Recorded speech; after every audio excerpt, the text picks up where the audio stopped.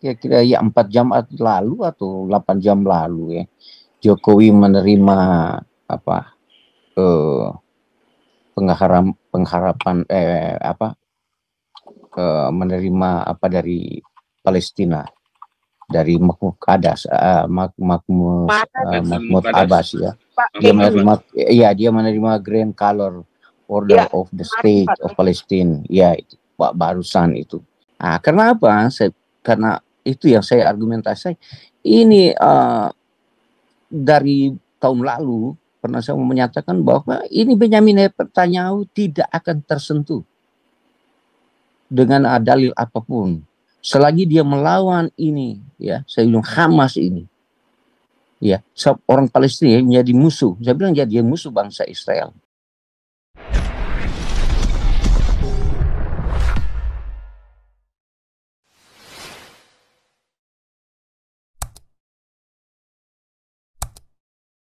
Shalom teman-teman. Shalom Permesta. Ya, 88 ya.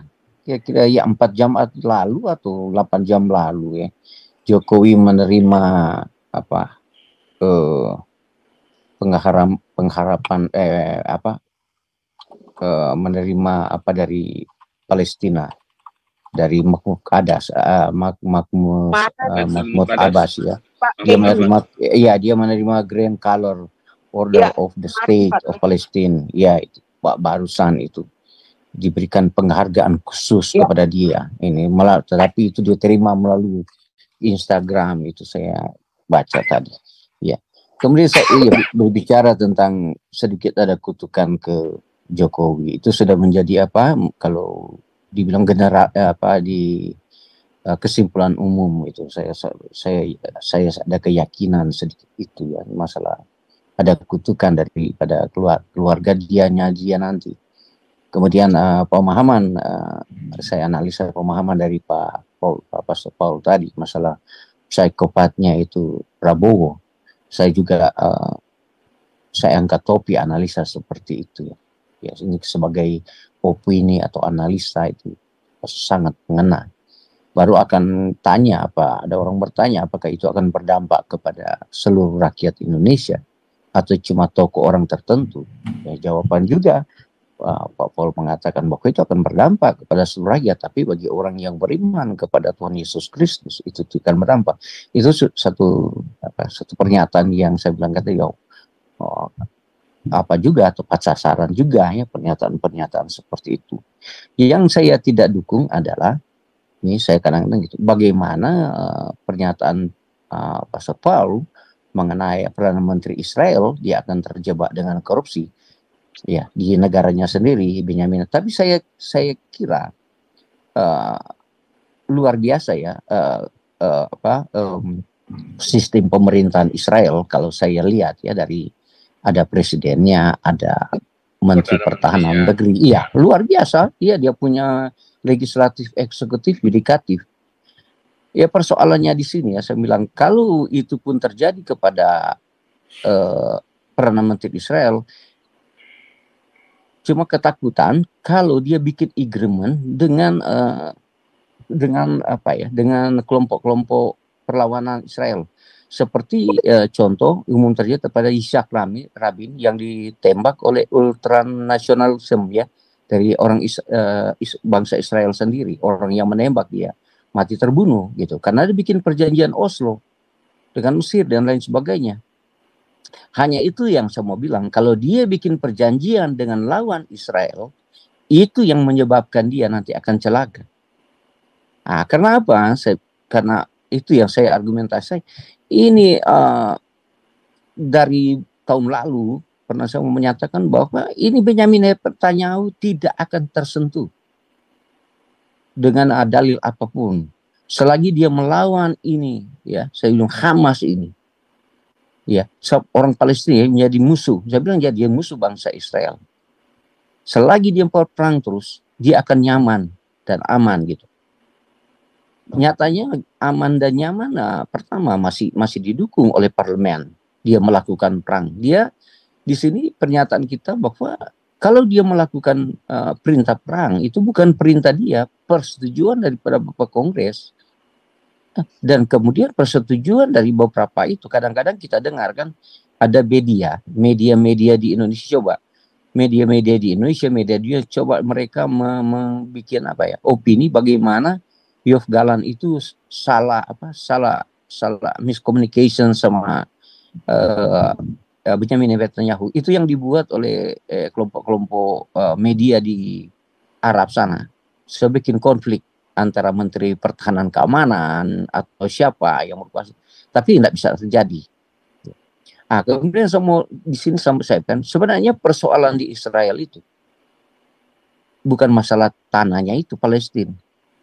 Persoalannya itu sebenarnya kalau kita ambil kesimpulan adalah dasar pemikirannya, eskalasinya adalah Islamnya itu. Sebenarnya itu di Islamnya itu, ajarannya Islamnya itu, bukan tanah mau diambil supaya ini, atau mau dibilang oh ini masjid Al-Aqsa itu milik bukan. Mereka coba membawa ke mau bilang dibawa ke ranahnya Islamnya, itu yang terjadi. Sebenarnya itu yang terjadi, bagaimana mereka menggunakan institusi agama itu supaya negara-negara lain ini Hamas lakukan, dan beberapa konco-konco dari Hamas itu mempergunakan agama untuk membenci bangsa Israel itu. Bukan bagaimana Israel mencaplok tanah itu gitu menjadi milik dia. Atau tadi ada teman-teman bagaimana mungkin ceasefire itu nggak akan terjadi itu. Sedang dua negara itu tidak akan terjadi, walaupun itu ada istilah dua negara itu, kalau teman-teman analisa itu hanyalah sama katakan de facto itu memang secara hukum betul begitu, tapi secara kenyataan bukan begitu gitu. Itu kan kalau menjadi kedua negara begitu. Yang mau diharapkannya bolehlah kalau itu jadi begitu, itu tapi tidak dalam dua negara ada A ada B gitu. Tetapi dalam kenyataannya itu tetap dikuasai oleh, de facto-nya dikuasai oleh Israel. Tetapi de jure-nya memang ada di undang-undang, ada dua negara. Ya itu cuman begitu sampai permainan. Tetapi dalam konteks saya mau sampaikan, ini permusuhan antara Islam dengan Israel. Tetapi kemampuan sekarang mau dipakai ini dengan menggunakan uang yang sangat kuat sekali. Ya, ada satu daripada kubunya ini Hamas ini, dia sudah bergerak ke dunia internasional, ke UN, dia coba pengaruhi United Nations, dia berpengaruh, tapi tidak berdampak. Sekarang dia menggerakkan dia mengeluarkan uang sebesar-besarnya. Ada pertemuan di Chicago yang diistilah dengan Democrat Convention National Convention. Ternyata di sana bukan kampanye untuk mau mengangkat nama siapa itu si calon presidennya Amerika. Ternyata dibawa ke sana adalah bagaimana mereka membawa bendera Palestina supaya mau menghentikan intervensi Israel ke itu. Kemudian mau mengangkat bagaimana kejahatannya Israel di dalam kampanye di Chicago. Ya, kemudian saya mau sampaikan beberapa state yang berkunjung itu ada 5 state yang ke Chicago itu sudah terbongkar sekarang, di mana ada ekstremis hadir di situ gitu. Tetapi ini tidak akan terjadi barangkali akan terjadi, saya tidak mampu, nanti pastor Paul yang punya kemampuan menganalisa itu bagaimana Hamas itu mempergunakan dan kelompok-kelompok Islam mempergunakan uang itu semaksimal mungkin ya, dengan membayar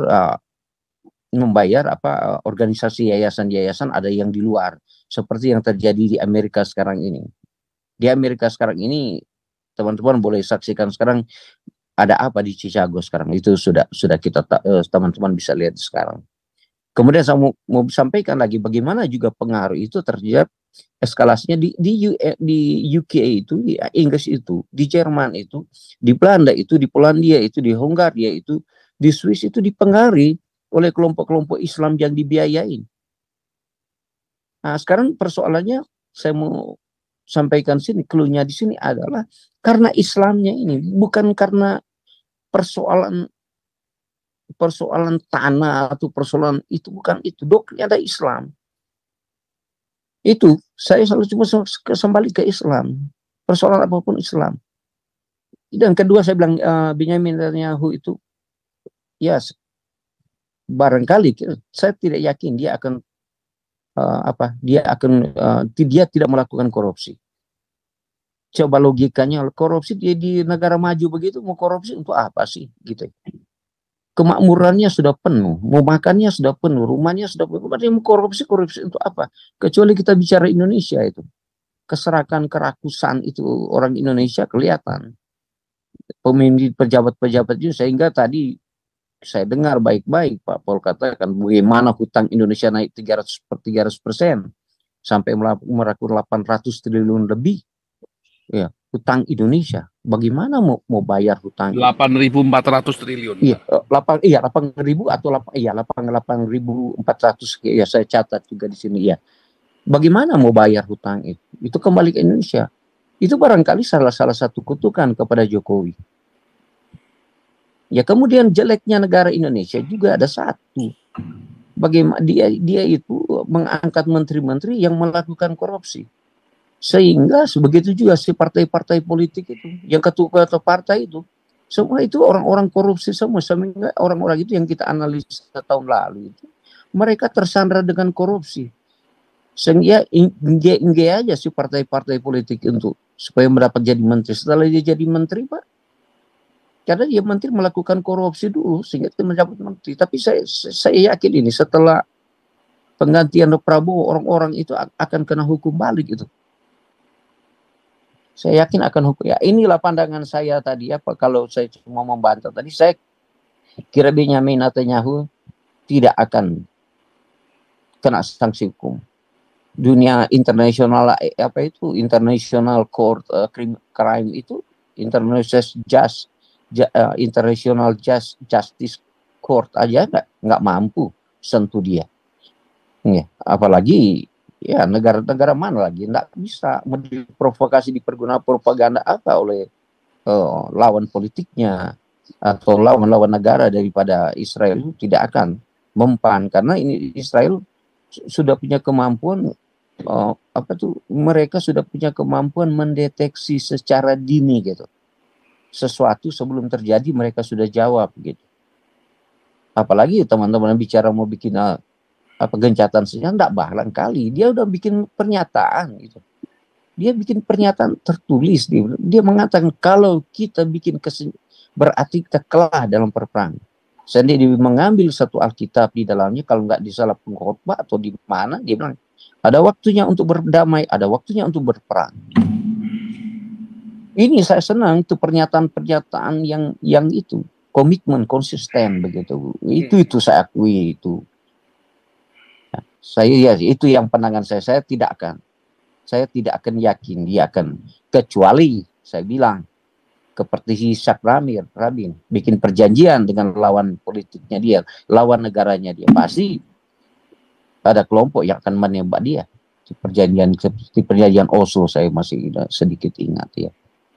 Karena saya masih dalam jujur dalam hal ini, memang secara rohani maupun secara memang sepenuhnya membela bangsa Israel. Bangsa Israel dalam konteks apa? Dalam konteks Alkitab. Yang teman-teman berdengungan selalu. Siapa yang mengutuk Israel, ya akan dikutuk. Itu pemahaman kita bersama. Baru kalau begitu ada Israel, tentunya ada manusia. Bagaimana kalau kita berbicara tentang kutuk Israel, kalau kita dalam konteks angan-angan? Tentunya di sini kalau kita bicara Israel ada manusianya di dalam, ada negaranya, ada penguasanya. Ya ada yang mengaturnya seperti itu saya bilang tadi. Perdana Menteri Benyamin Netanyahu. Tentu dia dilindungi itu. Sebenarnya dia itu sudah dilindungi oleh Tuhan itu. Bayangkan aja Bapak. Sudah beberapa tahun dia diincar oleh intelektual Hamas yang sangat luar biasa. Dia udah banyak intel masuk cuma mau mencari rekam jejak dia, di mana dia untuk dibunuh. Tapi dia tidak pernah tersentuh. Dia bolak-balik terbang ke Amerika. hadir di Capitol, bicara kepada kongresmen, nggak bisa terlacak. Oh, ada mengatakan kemarin, oh iya kemarin dia akan kalau singgah di Jerman akan ditangkap oleh itu kelompok HAM-nya dari PBB. Itu yang dimuat oleh media-media Indonesia itu. Sebenarnya ini media Indonesia ngomong doang. Nah, kemudian saya bicara tadi mengenal kopi panas itu, Pak. Itu kopi panas itu kopi berita lama itu, Pak. Berita lama tadi aku itu. mau tanya sebelum Pak SK masuk. Aku mau tanya tadi. Ini kamu kan orang PDI ini. Ini 2 bulan sebelum habis nih masih bisa fire ministernya PDI. Gimana tuh tadi menurut kamu? What message do you get? Ya tadi cuman tinggal 2 bulan lagi masih reshuffle segala macam. Iya. Saya bicara tentang Soekarno, benar. Saya benar bicara Soekarno, rekam jejaknya karena dia adalah penguasa. Saya pecinta PDI itu dari sebelah karena doktrin nasionalnya ya. Saya tidak melihat dari orang pribadi. Orang pribadi itu saya bilang sedang Megawati atau Soekarno atau siapapun. Saya semua senang itu kalau orang melakukan manuver politik dengan menggunakan rakyat itu sebagai alat untuk mencapai keuntungan korupsi gitu. Maksud gua si Jokowi ini trying to send a message. What kind of message is trying to send? Maksud gua gitu. Cuma tinggal 2 bulan yang di reshuffle ini orang-orang PDI. Gimana tuh, Pak? Iya. Yang di reshuffle PDI cuma 1 orang, Pak Andi. Masih ada 5 orang yang menjadi menteri. Iya, betul. Iya, masih ada 1. What message do you get from your personal opinion? Ya kalau itu kalau saya politik sebagai ilmu, kalau saya tidak melihat sebagai nurani, itu permainan bagian daripada politik itu. Saya cuma sebagai ilmu adalah permainan sebagai politik, sebagai ilmu ya, bukan sebagai ada kedendaman, bukan ya. Sebagai ilmu itulah manuver politik. Tetapi kadang-kadang tapi memang ada jauh.